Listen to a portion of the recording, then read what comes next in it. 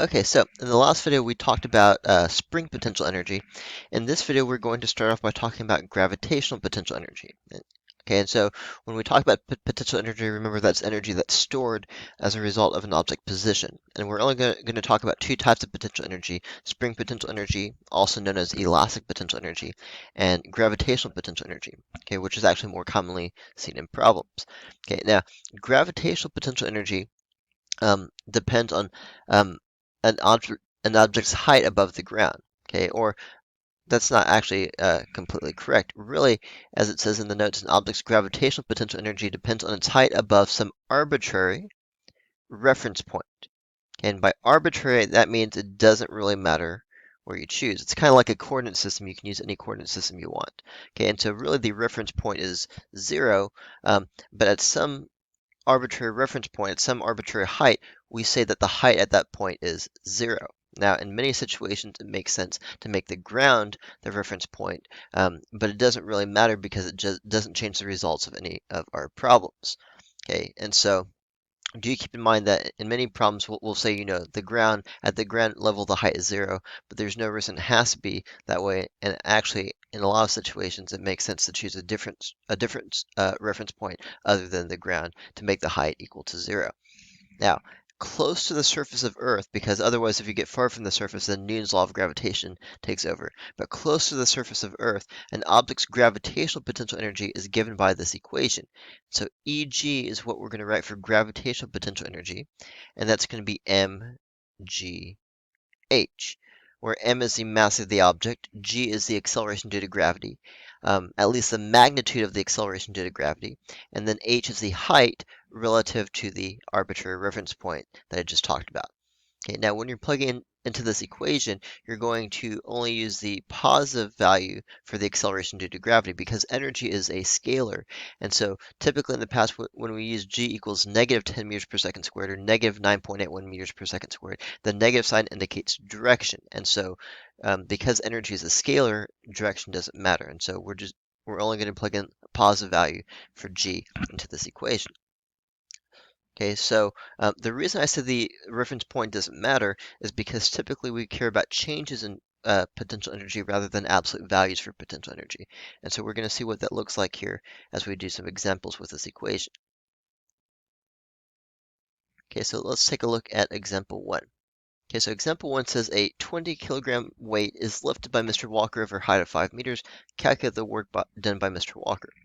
Now, at first glance, you might be like, well, this is just a basic work calculation. What does this have to do with gravitational potential energy? But let's see. So the work done in lifting a weight, we've talked about before, the force you have to apply to lift the weight has to at least equal the weight of the object. And again, we've seen that before. And so if it's a 20-kilogram weight, the force of gravity of the object would be negative 200 newtons, which means my force up, the work done by my upward force, has to be at least a positive 200 newtons in order to lift it. Okay, and so if I'm lifting up and the weight is moving up, then theta would be 0 degrees, and so that would be 1,000 joules. Okay, basic work calculation.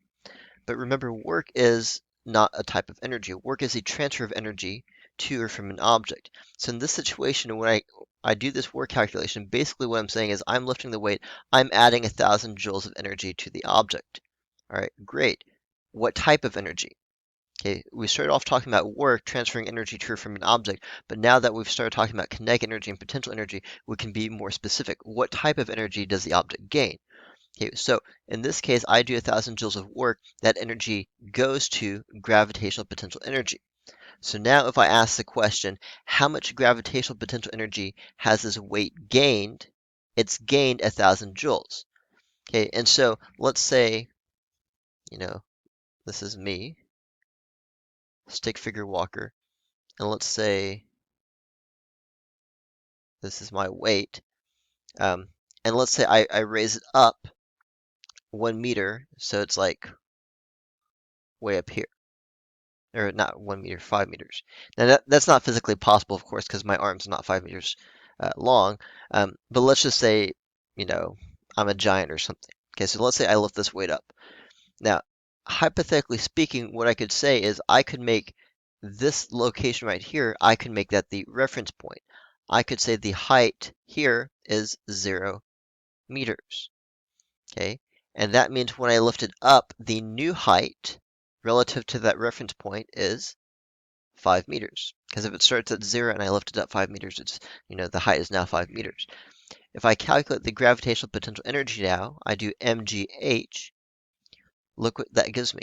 I have 20 times 10 times 5,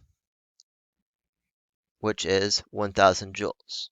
Okay, which of course is the same answer that I got before, because as I already talked about, that's where that energy goes. Okay, I do 1,000 joules of work, I transfer 1,000 joules of energy into the weight.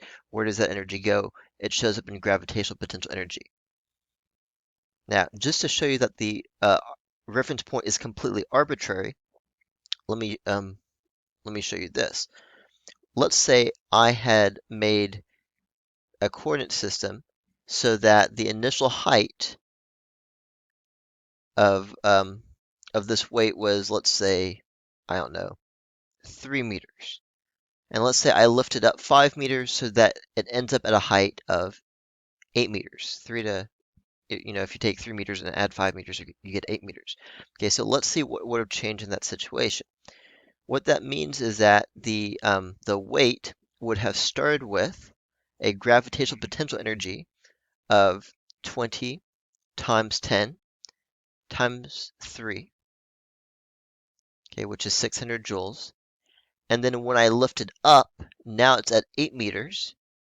Now the gravitational potential energy would be 20 times 10 times 8, which is, let's see, 1600 joules. Notice that I've gone from 600 joules to 1600 joules. In other words, I've increased the energy by 1,000 joules, which makes sense because I did 1,000 joules of work. Okay, so either way you look at it, the potential energy has increased by 1,000 joules. Okay, the gravitational potential energy has gone up by 1,000 joules. That's why I said that the reference point is arbitrary. It doesn't really matter at what level you set the height equal to 0, because either way the change is going to be the same. Okay, whether you're going from 0 to 1,000 or 600 to 1,600, you're still adding 1,000 joules and lifting the weight. All right, so basic calculation there, but I want you to understand that how all the concepts we've talked about are starting to fit together. Okay, so pause it there if you need to look at that some more.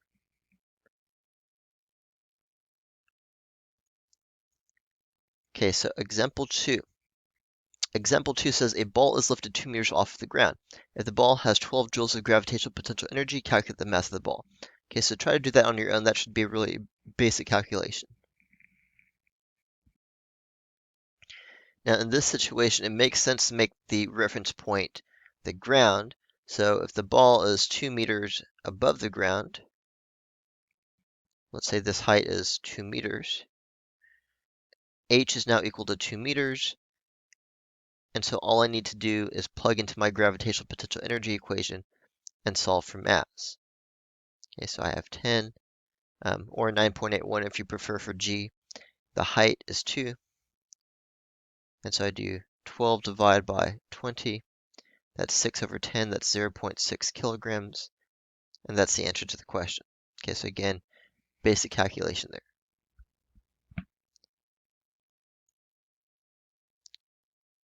Okay, so let's take a look at one more quick example. All right, so example 3 says a 50-kilogram salmon falls from a height of 60 meters to a height of 50 meters. Calculate the change in gravitational potential energy. Now, why is the salmon falling? Well, let's just say, hypothetically speaking, that the astronauts in the space shuttle were eating lunch and they were eating a salmon, and let's say the salmon fell out of the space shuttle and fell towards the Earth.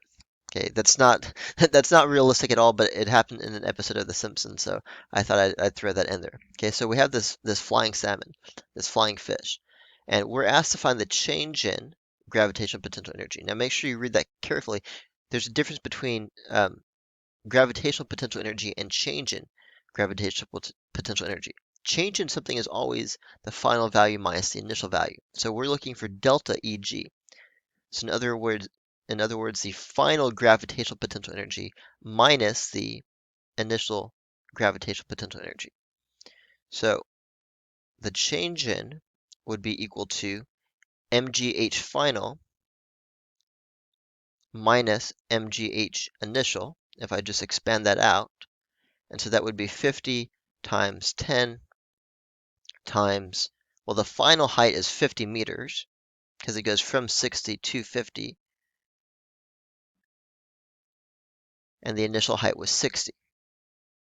Okay, now, if you plug that into your calculator, what you should get is you should get negative 5,000 joules. So, in other words, the salmon has fallen from 60 meters to 50 meters. In the process, it's lost 5,000 joules of gravitational potential energy. Now, that energy doesn't just like disappear from the universe. Realistically speaking, most of it probably goes to kinetic energy. If it's falling through the air, some of it might go to thermal energy to heat in the atmosphere. Okay, but it's lost this much gravitational potential energy. Now the question says the same fish now falls from a height of 10 meters to the ground. Calculate the change in gravitational potential energy. Okay, so exact same calculation, just with different values. Okay, so see if you can answer that second question on your own.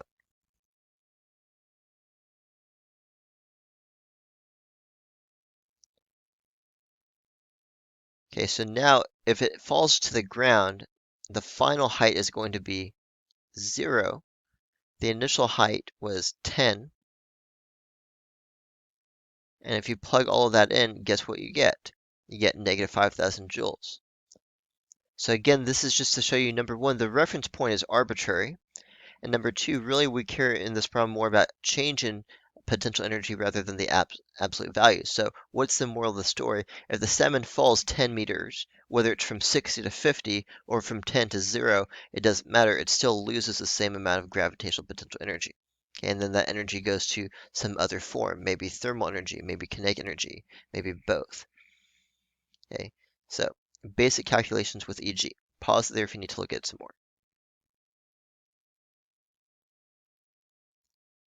Okay, so now we're getting to the end of the unit, and I want to revisit a key concept in this unit, the key concept in this unit, the most important concept in this unit, and maybe the most important concept in all of the semester. Okay, and that is the concept of conservation of energy. The law of conservation of energy is one of the fundamental laws of the universe. Okay, and here's what it says.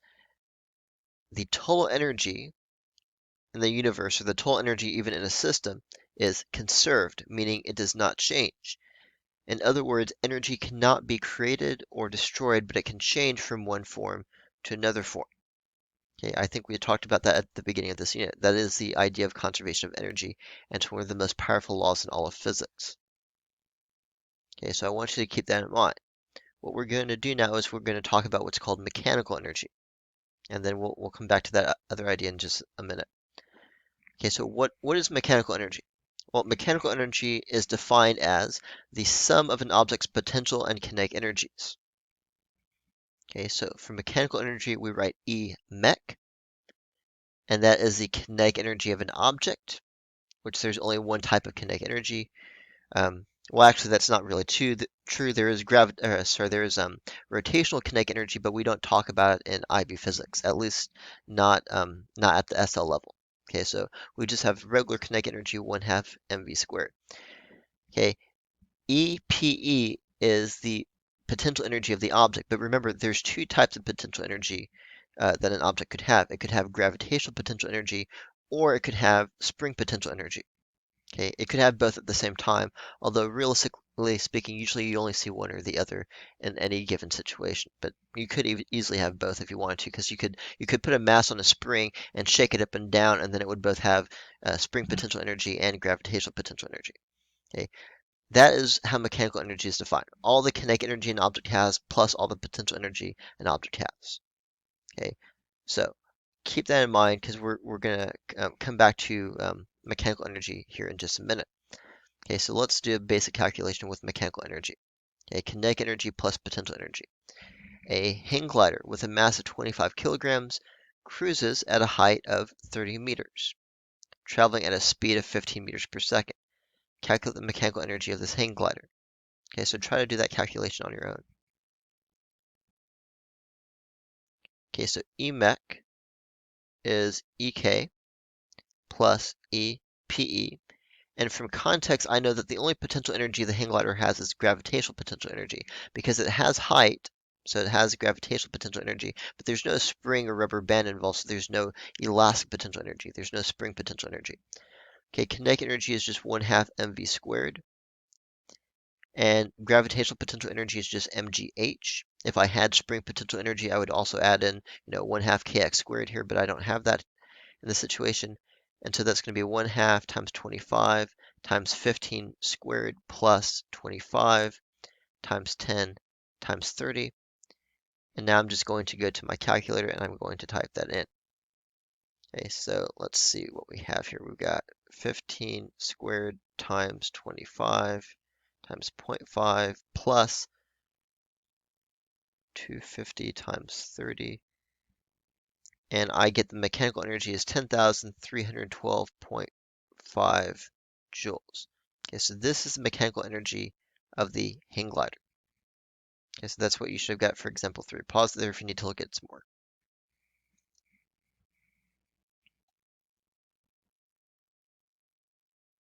Okay, so now that we know about potential energy and now that we know how mechanical energy is defined, we get to the very last thing in this unit, and this is probably one of the most important concepts in this whole unit. Okay, so make sure you pay really close attention as we introduce this concept. This is the concept of conservation of mechanical energy. Now, it's really important that you distinguish in your mind and in your notes that there's a difference between what we're about to talk about and conservation of energy, which we talked about a few minutes ago. Conservation of energy, like total energy, is an absolute law of the universe. As far as we know, it's never violated in any situation. In fact, we've discovered new things in physics just by assuming that you can't violate conservation of energy. Energy is always conserved.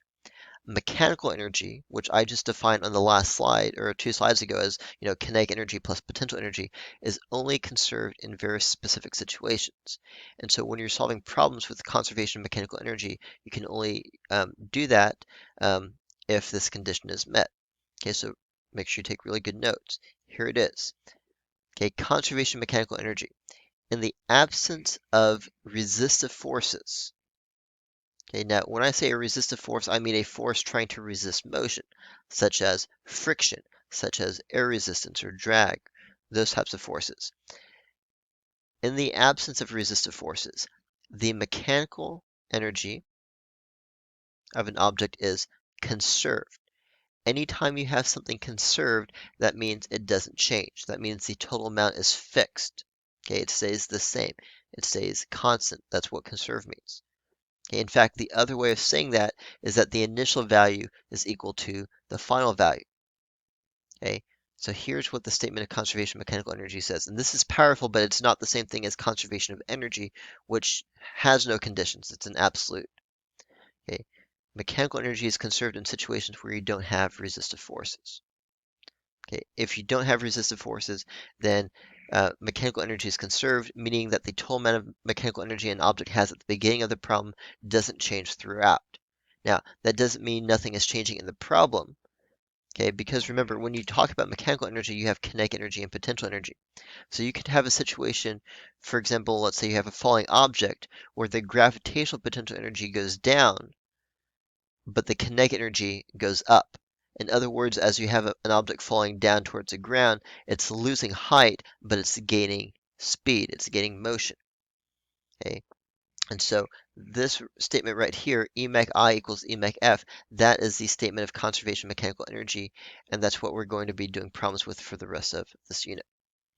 Now, one reason we want to talk about this in mechanics is because a lot of the times when we're doing problems, we want to have an approach where we don't have to worry about the forces because either the forces might be difficult to calculate or maybe the forces or acceleration are not constant. Okay, for example, in objects involving any type of circular motion, we know the force is not constant, and so that can make it difficult to solve a problem using Newton's laws of motion. And so some situations it's easier to approach some problems from an energy perspective rather than like a forces and dynamics perspective. All right, so let's see what some basic examples look like. Okay, before we get to that, let's talk about solving these problems. When you look at a problem, first of all, you want to figure out, based off of the context of the problem, is mechanical energy conserved or not? Now, how do you know if mechanical energy is conserved? Well, if there's any resistive forces, then it's not conserved. If it says it's frictionless or it says there's no air resistance, or you can, infer from context that there's no resistive forces, then mechanical energy is conserved. Then you want to try to find some information. Okay, remember, when we talk about mechanical energy being conserved, that basically means E mech I is equal to E mech F. Okay, but remember, you can expand that out because mechanical energy is equal to kinetic energy plus potential energy.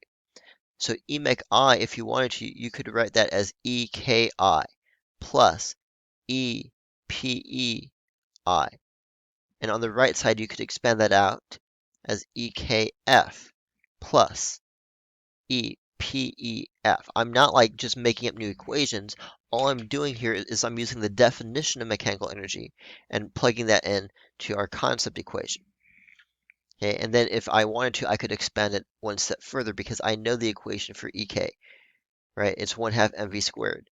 Okay, I know the equations for potential energy. Okay, it's 1/2 kx squared for spring potential energy, or it's like mgh for gravitational potential energy. So if I needed to, I could expand that out to like another level. Right? I could rewrite this as like 1/2 mvi squared plus, mghi equals 1/2 mvf squared, and so on and so forth. So I can expand this out, but on the test, this is basically what you're given.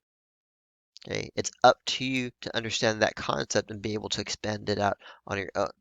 Okay, even though this form doesn't really let you solve problems really easily, okay, you want to expand it out to one of these other forms usually. But there you go. Okay, so make sure you add that to your notes. I want to take a quick look at a simulation before we do some examples.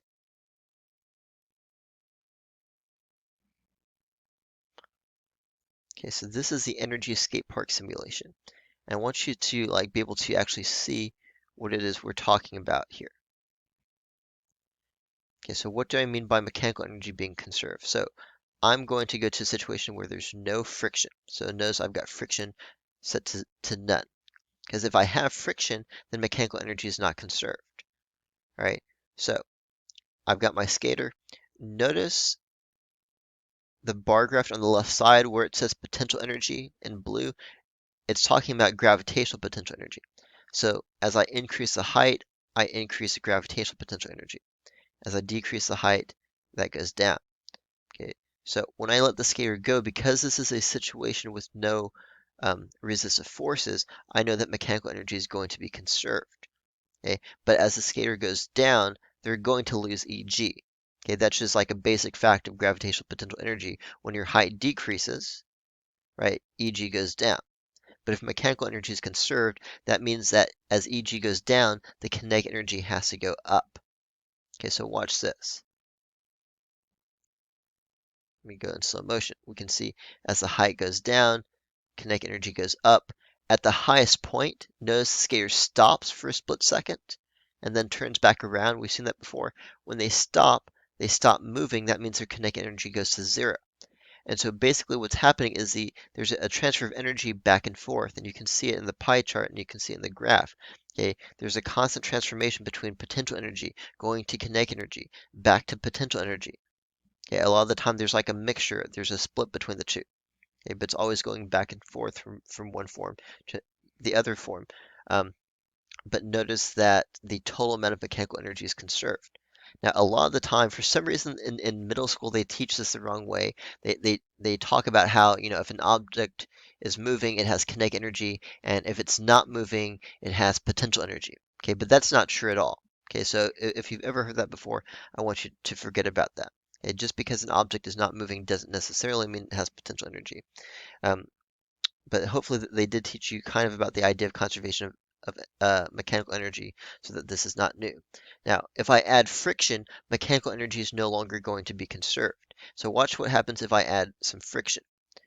Now notice I'm starting to lose mechanical energy, my thermal energy is starting to increase. Now the total energy doesn't change because the total energy is conserved. Energy is always conserved. But now my mechanical energy is almost completely gone because it's all gone into heat. It's all gone into thermal energy. That the friction between the skater rubbing against the track produces heat. Okay, anyone who's ever rubbed their hands together knows that their hands get hot when they do that, right? Okay, and so by adding friction, by adding resistive forces, I've made it so that mechanical energy is no longer conserved, even though energy is. And the nice thing about this type of problem is that if I have like a complicated thing like, look, I've got a loop-de-loop. Okay, if I wanted to do like use Newton's second law for this type of problem, it would be a mess to do because the direction of the forces are constantly changing, right? Because the normal force is perpendicular to the surface, and so that direction of the normal force would change as it goes like around the loop, and it would be like a nightmare um, to try to solve any problem using Newton's laws of motion. Okay, it would be correct physically from a physics perspective, but it would be hard to do practically. Right, and so doing this as an energy problem, if there's no resistive force, allows me to do like calculations in an easier way. Because for mechanical energy calculations, I, as long as I can measure the height, I can measure other stuff as well. Okay, and this is just to show you that even in a complicated situation with like a loop-de-loop, from an energy perspective, it's still a basic transformation of energy. You've got potential energy, it's changed into kinetic energy. Notice that when she's upside down on the loop, she has a mixture of gravitational potential energy and kinetic energy. She keeps going, and she just keeps going back and forth because there's no resistive forces. There's no forces removing energy from the system. Okay, so mechanical energy is still conserved, even though the situation is really complicated. Okay, so that is the power of conservation of mechanical energy. All right, so I am going to do um, I'm going to do just one quick example just to show you the idea here, and then we'll do the rest of the examples in the next video. Okay, so example one says a ball is dropped from rest from an initial height of 12 meters off of the ground. Calculate the speed of the ball when it's 2 meters off of the ground. Now we could easily do this using a free fall equation, using like a constant acceleration equation, but we're not going to do that. Okay, we're going to solve this using conservation of mechanical energy. So first of all, let's think, is mechanical energy conserved? Are there any resistive forces in this situation? Is there air resistance? Well, it doesn't say there's air resistance, so probably not. Okay, so let's draw a picture.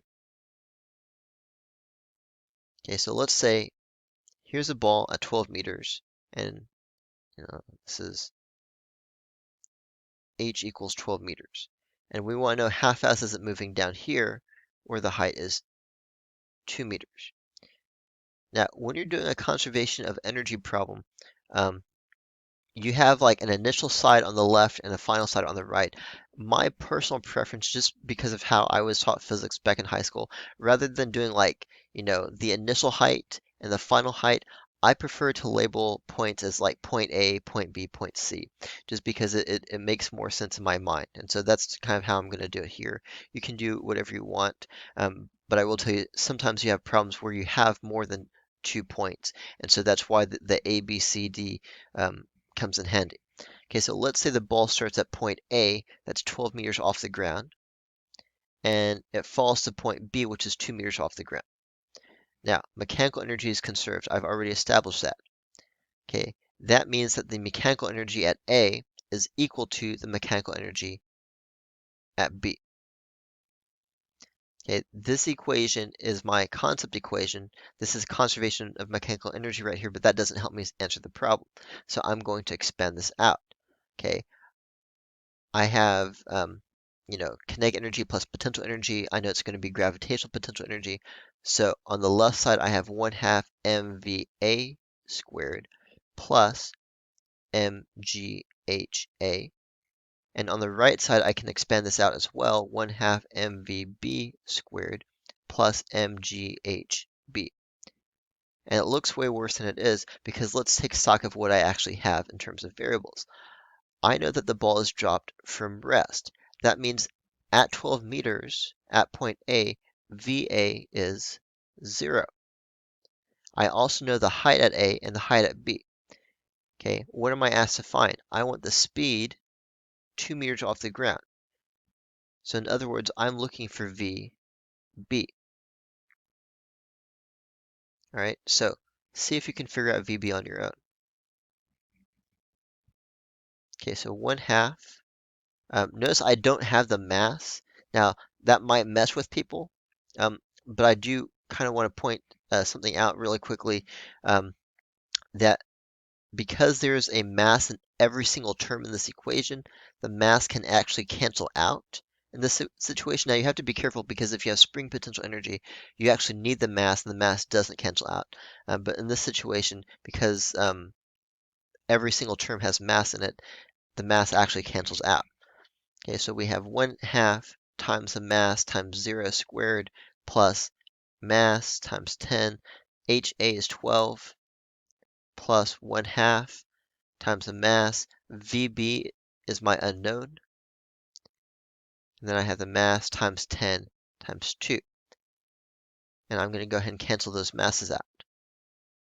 Okay, so this is what I have. I have 120, okay, 10 times 12. So this should be an equal sign. My bad. Equals 1/2 VB squared plus 10 times 2, which is 20. So I subtract 20 on both sides.